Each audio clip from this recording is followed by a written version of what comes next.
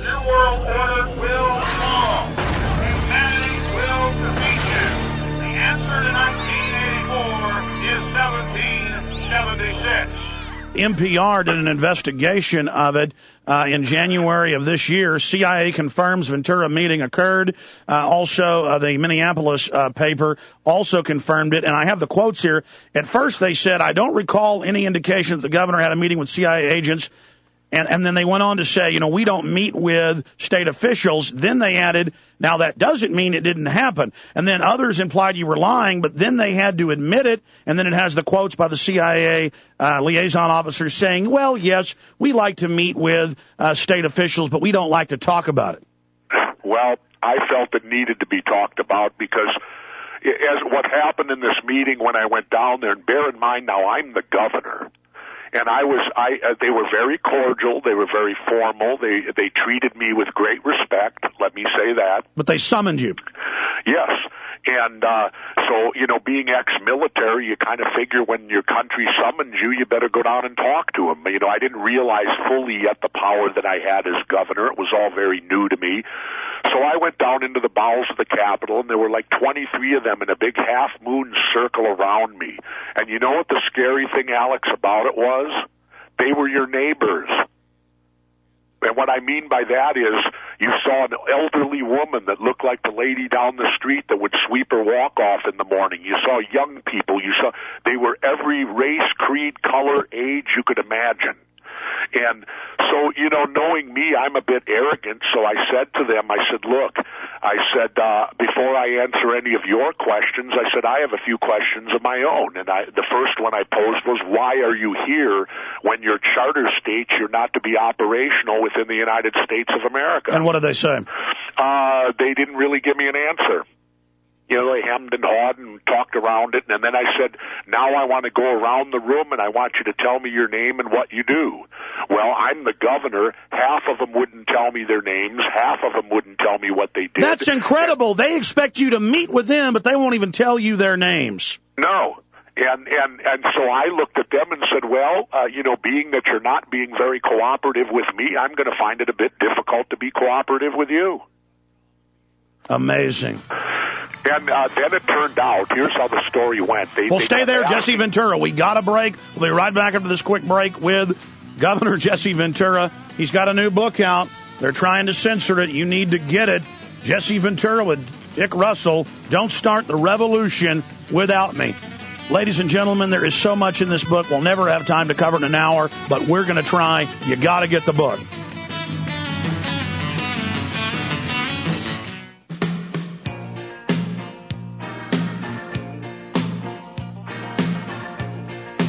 Former Minnesota Governor Jesse Ventura, Navy veteran, Hollywood star, best-selling author, the new book, Don't Start a Revolution Without Me. Jesse Ventura, quick segment, long segment coming up. Plenty of time to talk to the governor. He's been gracious enough to give us a full hour today. Continuing with your CIA story, this is amazing. So you say to him, I want to know what your name is. How did it end? Did you ever even find out why they were there? Not really. I think it was kind of like maybe like an interrogation for their students or whatever, or for their agents or whatever. I'm not really sure. But when I did go home that day, it troubled me a great deal. And so I called a friend of mine. I don't know if you've heard of Richard Marcinko. Oh, yes. The Rogue Warrior. He's 32 years as a Navy SEAL. He created the controversial SEAL Team 6, the anti-terrorist unit and Red Cell and all that. And I figured if anybody would know, Dick would. So I called Dick out at Rogue Manor in Virginia, and I told him what had happened that day, and he kind of laughed at the other end. And I said, Dick, do you have any idea why they would do this? And he said, well, I'm out of it now, and I'm out of touch with all that. But he said, I got a pretty good idea. And I said, well, give me yours, because I said, I'm lost as to why this happened. And Dick was right when he said to me, they didn't see you coming. Because the CIA's job is to gather intelligence and then present what they predict is going to happen and clearly they didn't see me winning in Minnesota, and I think they were very much concerned, is this a trend? Are there going to be more independent governors? That's What's right. happening here in the country of the United States, which is also interesting because the CIA is not to be operative within the United States according to their charter. They're supposed to only be outside the United States. But now, in the name of anti-terror, they are trying to basically set up offices in major U.S. cities, and that's even come out, though they haven't passed a law in Congress saying they can do it. Well, let's remember this happened before 9/11. Absolutely. You know, 9/11 was a couple years later. I got elected in 98 and took office in 99. So this was, you know, within about a month and a half when I first took office in the year 1999. Why do you think they tried to deny it at first? I don't know. Well, you know them. They don't admit anything right away. You know, they only when they're cornered will they give you even a partial admittance to anything. And you know, that's the way they certainly operate, I would guess. Well, I have a sneaking suspicion they were trying to develop a relationship with you and then basically try to handle you or see if they could co-opt you and see if you were amenable.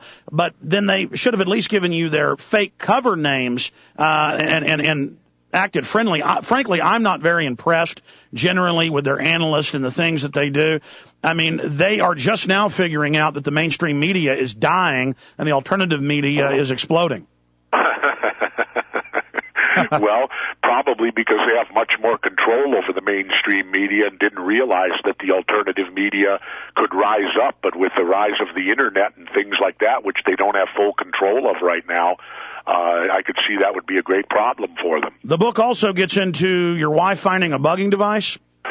Well, yeah, it was very interesting because they came into my home, my actual home. Now, you've got the governor's residence, which you use on certain formal occasions, and you're certainly entitled to live there. But I chose not to. I mean, I'd use it for formal things, but I still maintained and had our horse ranch out in Maple Grove, Minnesota. But what they did is they came in and they installed a red phone, which was, I understood why. It was a phone where if it was merely knocked off the hook, the local police would respond and would be there immediately, even though I had a guard trailer out in front of my ranch and all that. It's done for security reasons, but what was interesting was the entire time that I was governor, we had phone troubles all the time in my private phone, to where you'd hear a lot of clicking and a lot of this and that going on, and it got to the point where even my in-laws would call up and they would hear it, and that we laughingly would start saying, okay, don't say anything you don't want the world to know, and all of that stuff. Well, to make the long story short, we did find a little bugging device after they came in and left my home. It was out on my deck, and I showed it to a friend of mine who worked for the telephone company, and he kind of raised his eyebrows, and I won't say his name, but he said, oh yeah, he said, I used to have to put those things in periodically by government orders. And the other thing was, after they removed the red phone, we had real bad phone trouble, and when the actual phone company came out, they made the quote to us, we don't know what went on here, but we've never seen a setup like this, and it's all, you know, totally crazy here, when they tried to get me back onto my regular phone system. It's all in the book, Don't Start the Revolution Without Me. We haven't even scratched the surface. We're going to get into Jesse Ventura's view on the police state, the Patriot Act, the war, President Bush. Is he going to run for president, or is he going to wait till this disaster's over and run in 4 years? Because whoever gets it now is going to be in deep trouble as the deep recession sets in. There is so much more coming up on the other side. We'll fire out some websites of the governor as well.